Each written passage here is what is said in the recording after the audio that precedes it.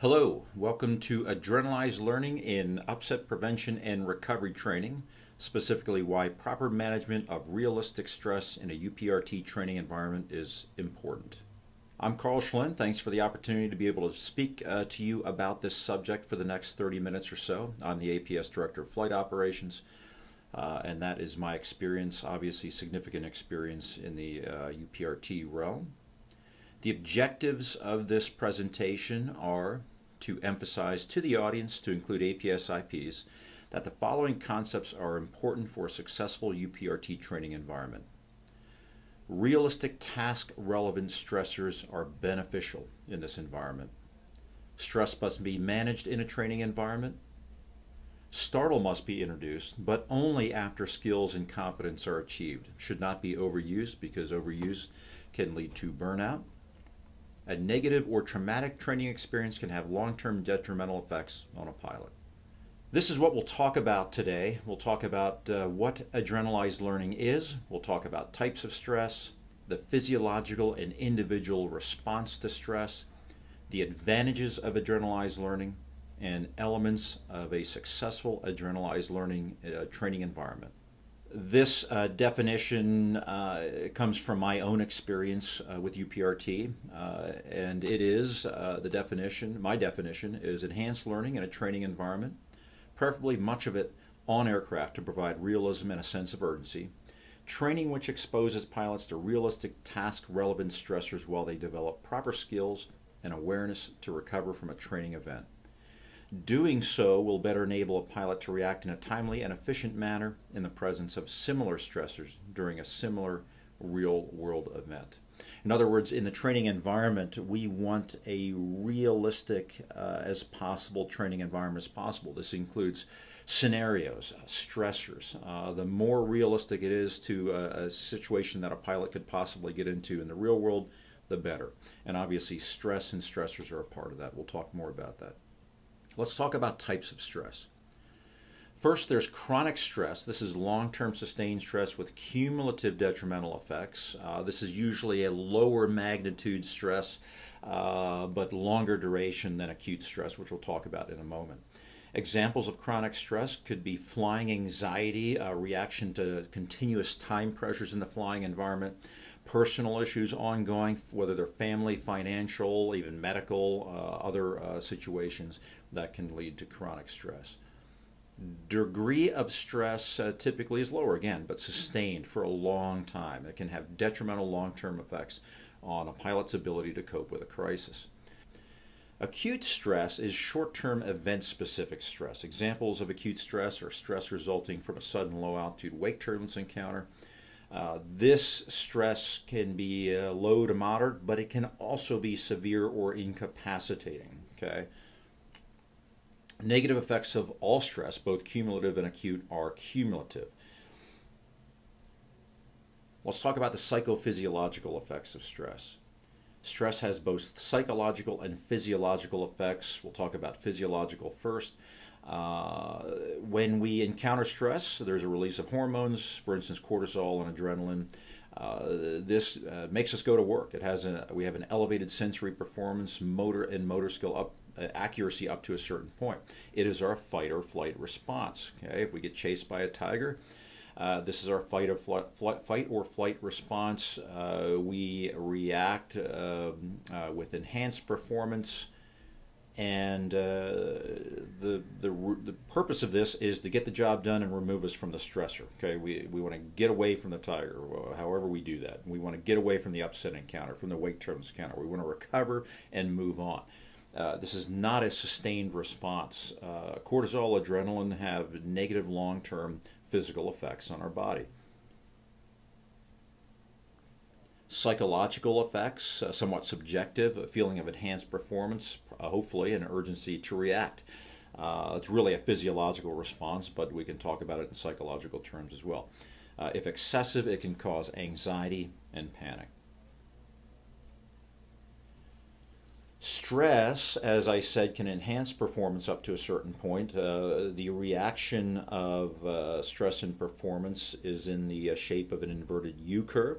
Okay, If you look at the graph, there's our comfort zone. Hopefully when you're listening to this presentation, you're in your comfort zone, you're flying your aircraft, and everything's going just fine. Yeah, then you're in your comfort zone. When we have an emergency or crisis or loss of control in flight event, then we're out of the green to the right at the top of the curve, perhaps back over the other end, hopefully not too far, but we're performing. If we don't remove ourselves from that stressful environment, in other words, we don't recover successfully, react to the emergency successfully, perhaps land the aircraft eventually, or at least get away from, or at least successfully recover from the loss of control in flight encounter, we're going to become exhausted. Okay, could even be incapacitated. So, but to a certain extent, obviously, stress is performance enhancing. All right, if it becomes excessive or sustained again, it can be detrimental to our ability to react. Acute stress is, again, short duration, event specific, like a wake turbulence encounter.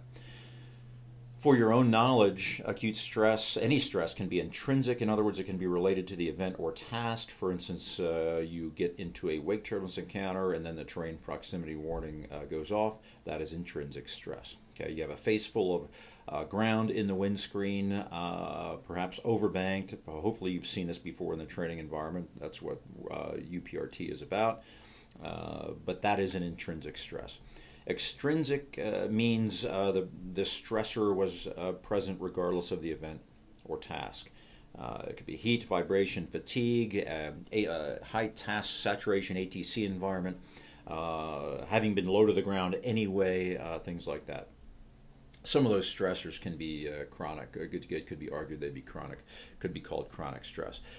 Stressor, by the way, is just something that causes stress. So we'll talk about both stress and stressors. All acute, whether it's intrinsic or extrinsic, and chronic stress is obviously, again, cumulative, as we said before.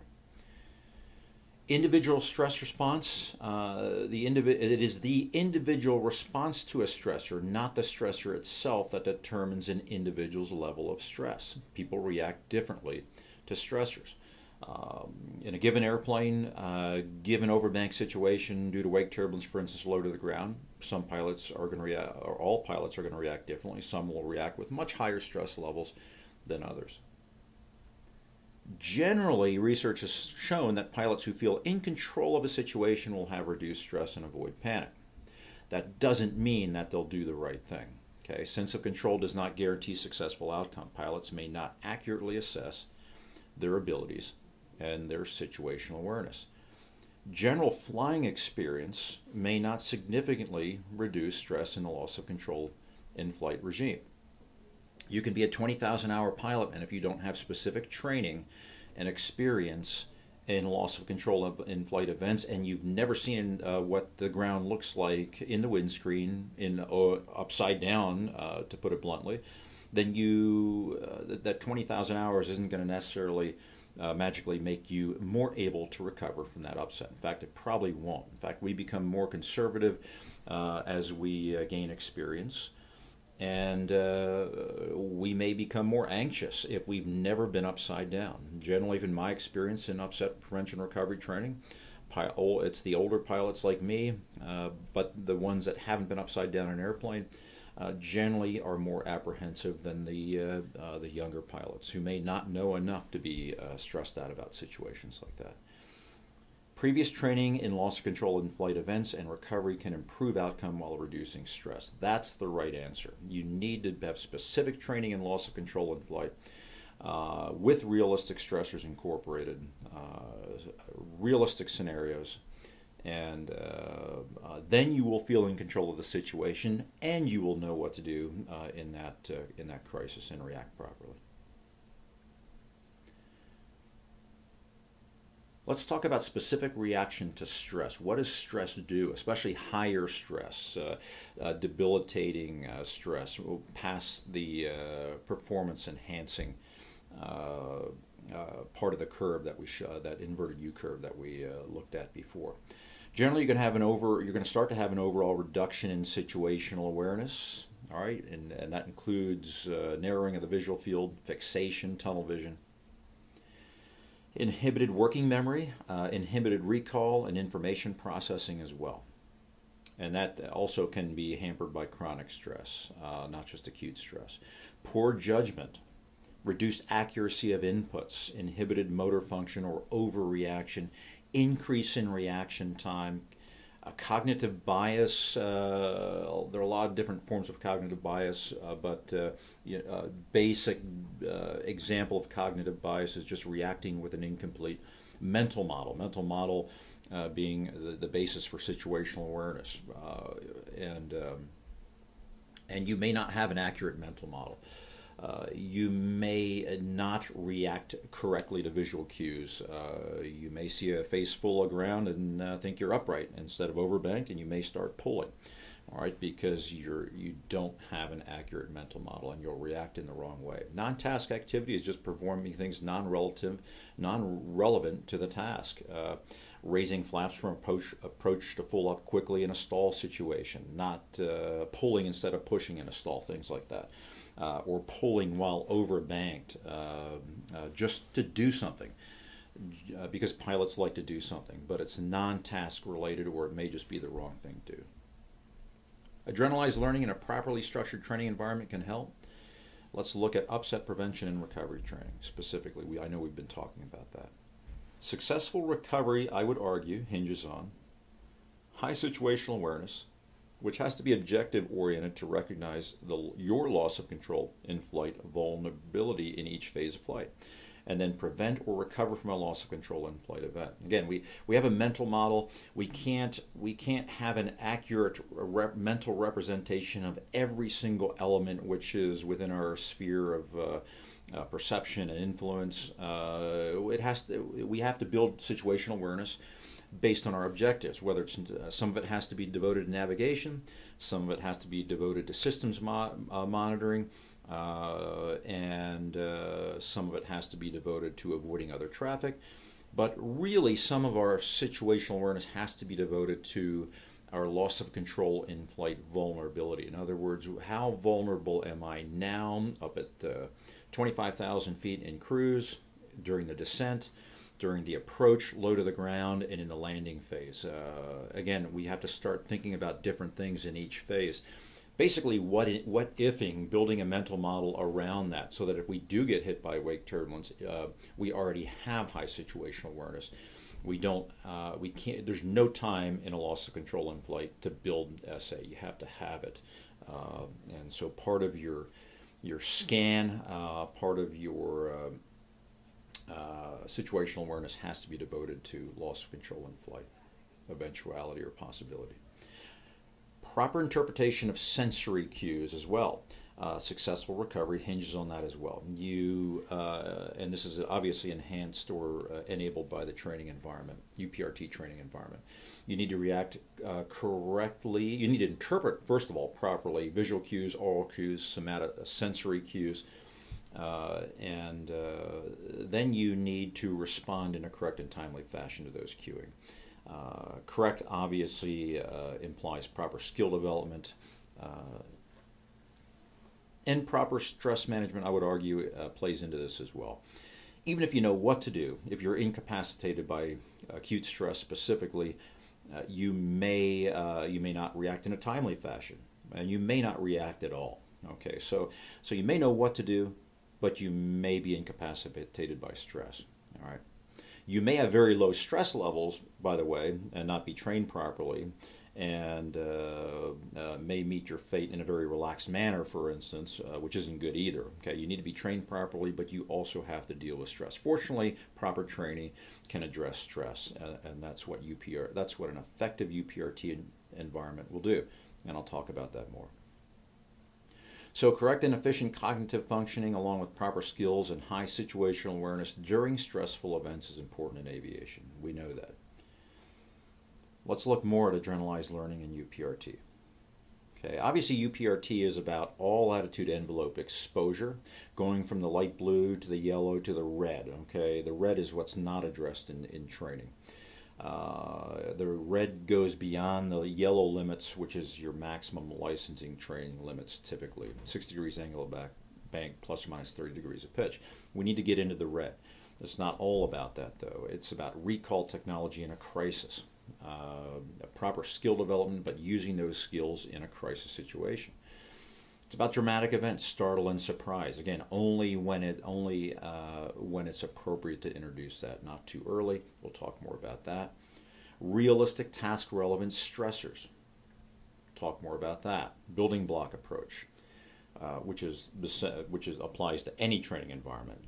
You need confidence. This pilot needs confidence.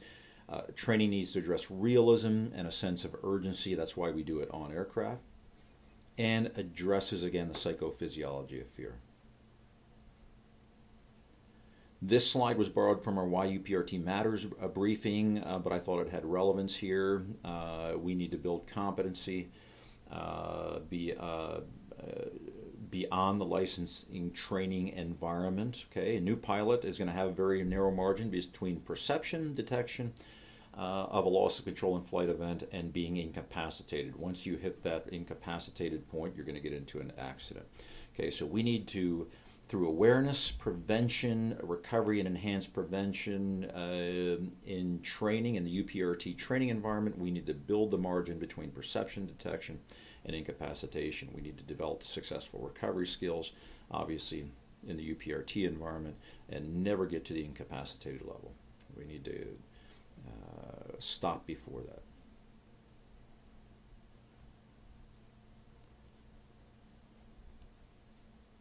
Adrenalized learning is a critical component of this.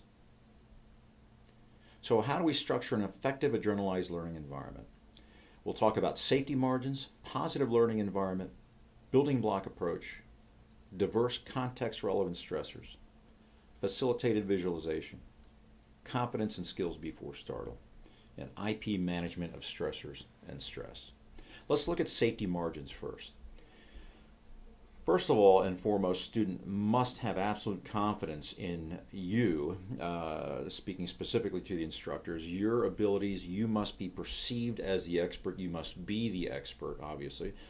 The student must have confidence, at least a subconscious confidence in the margin of safety. Okay, it doesn't have to be at the forefront of their mind. We want realistic stressors. We don't want it to be a completely relaxed environment. If a student makes a mistake, we want it to be self-critiquing, but in a safe way. And that's very subtle, and I'll talk more about that. But at no time can the margin of safety of regarding aircraft capabilities, structural capabilities, which includes G limits and airspeed, be compromised. We can never get into any maneuvers that we can't get out of. Obviously, no prohibited maneuvers in the Extra 300. There has to be safe altitude margins, and that has to cover not only the completely worse recovery, botched recovery, but you need to consider the possibility of a pilot panicking and momentarily freezing on the controls. It almost never happens, but it could happen. Control jams due to foreign objects, things like that, although rare, need to be addressed as well. So you need to have that margin of safety. Need to be able to recover from the dive. Need to have structural limits. But realism and relevant stressors are important. They never trump safety, but they are important. We'll talk about how you can incorporate realism and relevant stressors and still have the margin of safety that we're addressing here. UPRT needs to be a positive learning environment. Okay, we cannot afford even one traumatic experience. Stressful experiences are okay as long as they make the pilot better than he was before. So, positive learning environment needs to be tailored to the student. Okay, you need to have a little bit of an idea, a fair idea of what that student's experience is and training has been. What does he fly? What does he or she fly? What kind of equipment? Where is their level of training? Have they done aerobatic training? Have they done upset prevention recovery training? Obviously the two are different things completely. But you need to know. Have they ever been upside down in an airplane? Do they have physiological limitations? They may not know because this is training very foreign to most of them, so they may not know how they're going to react to it. But if they are susceptible to air sickness, car sickness, getting sick on roller coasters, things like that. You need to know that. You need to have an idea going out the door. What are their apprehensions? Do they have specific apprehensions? Are they afraid of being upside down? They may, they may not offer that, by the way. You may need to work around what you don't know. Some pilots have pride too, so like all of us. So they may not tell you, but you need to know if they have any apprehensions that they're willing to offer. Any previous traumatic real world or training experiences? Have they had a training traumatic experience, or have they been in a wake turbulence encounter? Did they ever get into what looked like maybe a spin? Don't know how they got out of it. If they did have a traumatic experience, then this training, our UPRT training at APS, would be a great opportunity to resolve that for them, because otherwise it may never be resolved. Training has to be a building block approach. This obviously goes without saying. But specifically within the UPRT training environment, the pilots have to be exposed progressively to increases in pitch bank and airspeed extremes. An example would be an overbank nose-low upset. Typically what we do is, even before UPRT 2, where we start to get into overbank situations. Remember, on UPRT 1, we show our students an aileron roll. How do we get away with exposing them to 360 degrees of roll right at once and not build up to that? Well, an aileron roll is great because we're not practicing specific recovery skills. It's a very easy compartmentalized maneuver, very scripted, and it's a great low threat way to look at 360 degrees of roll and encourage them to look outside the airplane and see what the horizon does when you're rolling around. So it's a very low stress environment, and that's how we can get away with it. Now, when we're actually practicing recovery skills, we want to build them up to increases in bank. So from a slipping stall, they shouldn't be rolling over on their back, right? Unless sometimes it happens despite your best efforts. It shouldn't, though. If you set up a slip properly, it won't happen typically. So they may typically see a low airspeed overbanked about 80 to 90 degrees of bank, and that's appropriate. Then from a skidding stall, they are exposed to a low airspeed overbank situation, possibly up to 150 degrees of bank. And then on UPRT 3, then we're getting into nose-low overbank situations, typically from a cruise condition. Bank angles maybe from 70 degrees, higher airspeed, all the way to 180 degrees if it's appropriate, and I would argue that in a lot of cases it is. And so you can see that by varying bank angle, varying airspeed from low initially to medium and to high, as we progress through this training, we're exposing them to a variety of different situations. By the way, low airspeed where the controls are not very effective is a realistic stressor for a low speed environment, like a wake turbulence encounter or a stall. And higher airspeed lends itself to more sensitive, responsive control inputs, elevator, and that can be a stressor as well, especially if they overreact, and wind rush comes into play. So in other words, by varying these parameters, we're varying realistic stressors. Again, this is where stress is incorporated. A lot of times it takes care of itself, but again, we can manage it proactively. And then we get into a simulated wake turbulence encounter. Now we introduce Startle. Okay, so you can see that building block approach. Diverse context relevant stress is very important. Again, realistic stressors relevant to the task or event. A wide variety of stressors simulating as close to real world stressors relevant to the task as possible. For instance, wake turbulence and recovery. The goal is that a pilot will be better able to work through stress in the real world. Building on that, an example again would be the simulated wake turbulence encounter. We can help with scenario with realistic stressors by having them visualize themselves in a large aircraft, low configured slow. You can actually do this and set it up and still produce a startling event. Okay, obviously it takes a skilled instructor to do this well. The setup's very important. Low to medium altitude versus high altitude. Again, the margin of safety now in terms of altitude, as we talked about before, cannot be compromised. But it would make more sense to do this at 5,500 feet, which gives plenty of margin of safety if you're a skilled instructor, which obviously we all are. versus at 10,000 feet. Okay, at 5,500 feet, you have a higher contrast ground environment. And by the way, it would make sense to do this with the ground in view and not over a cloud deck. Sometimes we have to do what we have to do. There may be a scattered deck underneath, and we may not see the ground that well on any given day. But when possible, I'd like to do it with the ground in view, a little bit lower to the ground, so that if they pull through, the ground is a little bit higher contrast. You can see things on the ground a little bit better at 5,500 feet, and it's more self-critiquing if they do the wrong thing, for instance, than if you're up at 10,000 feet. There's less sense of urgency for any pilot, even in an unlimited class aerobatic aircraft. At 10,000 feet. So I'm not saying push the envelope, but again, being the skilled instructors that you are, talking specifically to the IPs, you can set this up more realistically. Slow. Wake turbulence encounter shouldn't be performed at a high relative airspeed in an airplane. In other words, 130 knots in the extra kind of defeats the point. Where you have very responsive controls, immediate response. You're not going to have that in a Gulfstream and a wake turbulence encounter or a citation. And so you want to do it at a slow speed, a VREF equivalent airspeed, approach speed, 80 to 90 knots or something like that. 80 knots would be better. Okay, you don't want to do it at 100, 120, 130 knots. And again, the entry should be abrupt. It shouldn't be eye-watering, and it shouldn't bounce somebody's head off the canopy. It should be abrupt. It should be appropriate, okay? Realistic. It should be startling. Let's now talk about visualization.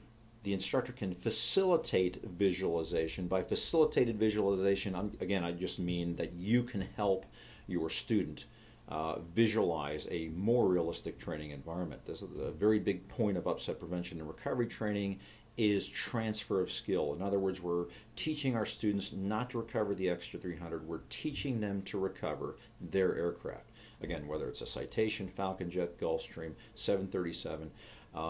And in some of these scenarios, we want them to picture themselves in their airplane, not an airplane. Transport category aircraft typically lower to the ground. And this enhances sense of urgency and transfer of skill. An example we'll get into in a second would be a split S on UPRT2. We'll talk about that. This visualization enhances realism in context of training environment stressors. The example of split S maneuver as a demonstration of what not to do on UPRT2, you can say, okay, we're in the extra 300 here. I'm going to show you what you don't want to do in an overbank situation. I'm going to pull through.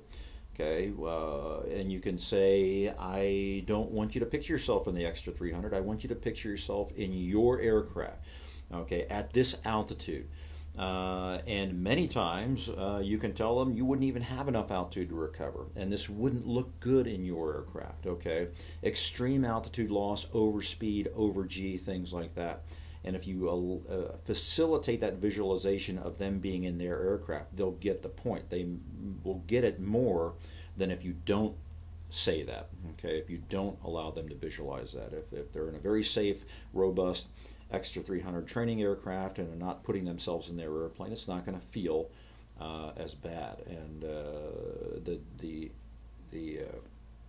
amplitude of the importance of what not to do will be a little bit understated. Okay, let's talk about confidence and skills before startle. Okay, we need to build core skills first before we introduce startle. This includes awareness and timely decision making on UPRT1, for instance, in our program, UPRT2, and then on to UPRT3. Once they've gained confidence, then and they know they have the skills to recover, then we can introduce surprise and the startle factor. That's where the fight or flight response is initiated. Okay, but they need to be able to recover. Otherwise, we're going to produce a traumatic training experience, and that's going to be very debilitating for their flying abilities. Pilot must have the skills to recover and know that he can recover, he or she can recover. Or a training event may be traumatizing. Okay, So to summarize, constructing an effective UPRT training environment focuses on building skills and awareness while incorporating a diverse set of realistic context-relevant stressors. The proper management of adrenalized learning in the training environment is to produce a productive and positive learning environment, enhancing the value of training.